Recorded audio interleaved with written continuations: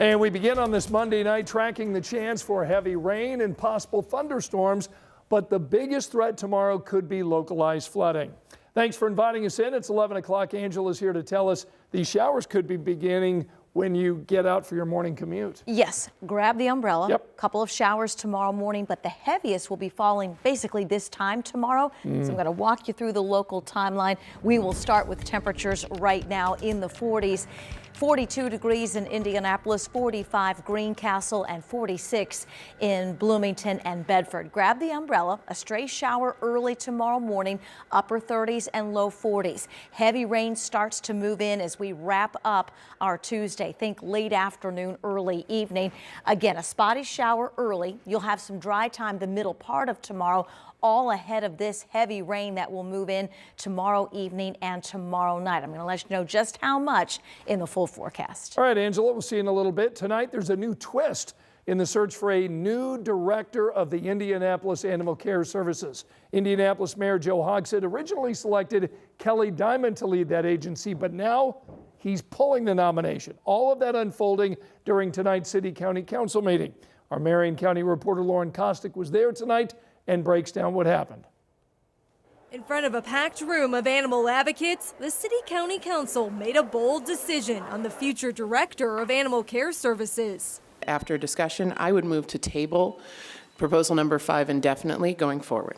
A move that quickly drew confusion from those in the room. Cowards! And outside the chambers, even more frustration. Tabling just means they're not voting on it right now. What else is going to help? They're not voting on it right now at this very moment. What else is going to help? Councilor Allie Brown eventually explained the sudden decision, saying councilors were informed earlier in the day that the mayor would be pulling Kelly Diamond's nomination. So as a way to eliminate the bill, we tabled it indefinitely, so that way we will not be hearing it at all. We will hear again a bill when a new person is nominated for that position. Just weeks ago, councilors heard from dozens of volunteers and advocates asking the committee not to approve Diamond's nomination, citing issues with volunteer hours being cut, stray animals being turned away, and mismanagement. Concerns councilors say didn't go ignored. Oh, we heard them. That's a promise. We heard you. We heard the volunteers from Animal Care and Control very loudly. We listened. That's why we had this special committee hearing, just to hear from them, because we wanted to, and I believe this is a response that they were looking for. A response volunteers hope will now bring a new era of leadership. In the end, a win is a win. So as long as Kelly Diamond is not the director of IACS, that's a win, however it happens. Right now, it's not clear when a new nomination will be made or how long Diamond will stay in her interim role. She was not at Monday's meeting. As for next steps, this new nomination will now be in the hands of the mayor, and we have reached out to his office for a potential timeline and are still waiting to hear back. At the City County building, Lauren Kostick, 13 News. And also during tonight's meeting, councilors approved the budget for the new Downtown Economic Enhancement District. So this money will now give Downtown Indy Inc. a long-term solution to keep the Mile Square safe and clean as pandemic relief dollars run out. Right now, the budget is set at $4.5 million. We're really excited for the assurity of the continued clean team, the continued safety, the continued homeless outreach services that really have benefited downtown over the last 2 years. So I want to explain how this works. Downtown properties are required to pay a fee of 0.17% of their assessed value. However, residential properties are no longer included in this equation. The money will become available in July. Imagine being a teenager and suddenly carrying the weight of trauma so heavy it crushes your ability to function. There were so many people that loved my sister and that were hurt deeply. And thus, you can't replace that. A family sharing their heartbreak in front of a judge as a truck driver and self-proclaimed serial killer learns his sentence. One of his sentences anyway. 73-year-old Bruce Mendenhall is already serving 2 life sentences for killing women in Tennessee. And now a Marion County judge sentenced him to 65 years. Mendenhall was brought here to Indiana and found guilty in January of shooting and killing 31-year-old Karma Purpura. Investigators tell us all of this happened inside the cab of his truck at a truck stop in July of 2007. Purpura's daughter was just 15 at the time. Karma was more than just my mother.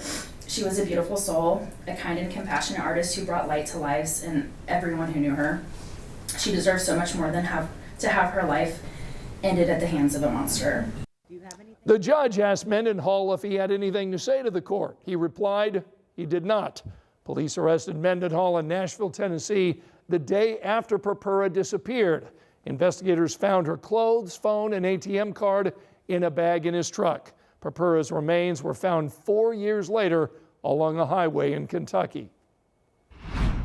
Here's a look at the other stories making headlines right now. We're getting new insight tonight into what happened before that deadly shooting outside of a restaurant on the south side of Indy. This is a story we first brought you as breaking news Friday on 13 News at 11, and we just got the court documents in the case. They say an off-duty IMPD officer who happened to be at the Texas Roadhouse at the time tried to break up the fight inside the restaurant before it ended in gunfire. Workers and customers stepped in to help, but police say the suspect managed to get outside where he shot 32-year-old Robert Blaine Smith. The off-duty officer held the suspect at gunpoint until more police officers arrived and took him into custody. Tonight we're learning the weapon detection system at Lawrence North High School prevented a 15-year-old from getting into school with a gun. That teenager tonight is in custody. We got a look at that detection system last year. In the video, you can see how it works. The open gate detectors are made to pick up metals used in weapons. Tonight, lanes are closed along a busy stretch of road near downtown Indianapolis, all part of work for IU Health's new hospital project. Capitol Avenue between 14th and 16th is now shut down for underground utility work. All the lanes are expected to be restricted through March 12th. A single lane is set to reopen March 13th.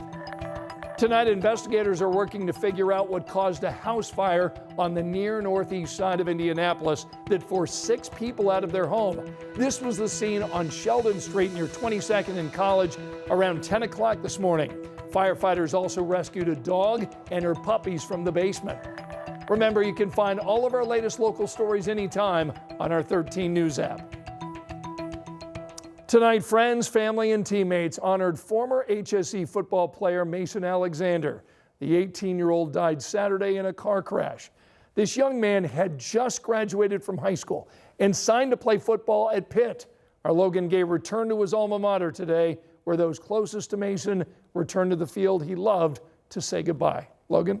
Yes, Scott, hundreds of people released balloons in the skies over Hamilton County. They hope this is the first step in what they know will be a long grieving process. Good to see you. If you didn't know any better, you would have thought these people, dressed mostly in blue and white, were showing up to watch a sold-out football game at HSE. But instead of going to the bleachers, they walked straight to the field, standing together to remember a former Royal. I think the family needs this, but I also think our kids need this.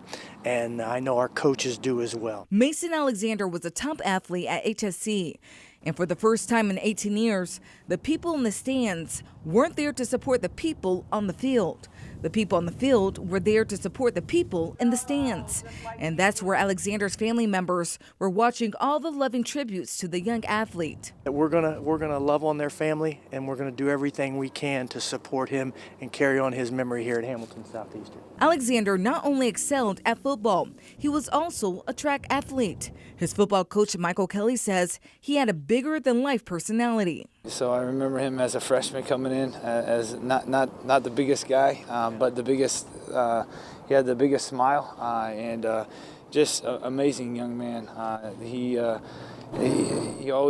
brought joy to a room. But it was his work ethic that set him apart. The HSE athletic director, Jim Self, says sadly this isn't the first time he's had to comfort students after a tragedy. This is not something I signed up for, that's for sure. But he believes the right place to honor Alexander is the place where he lived, not where he died. Full ride scholarship to Pitt, earned that scholarship right there on that field. I can think of no better place to celebrate his 18 years than right here at Hamilton Southeastern. And in honor of his jersey number at exactly 5:15, you may now release your balloons.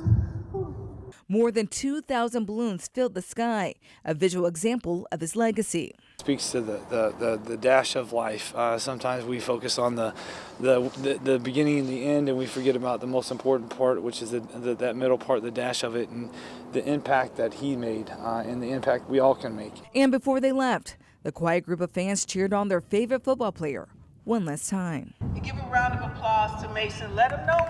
Let us hear him.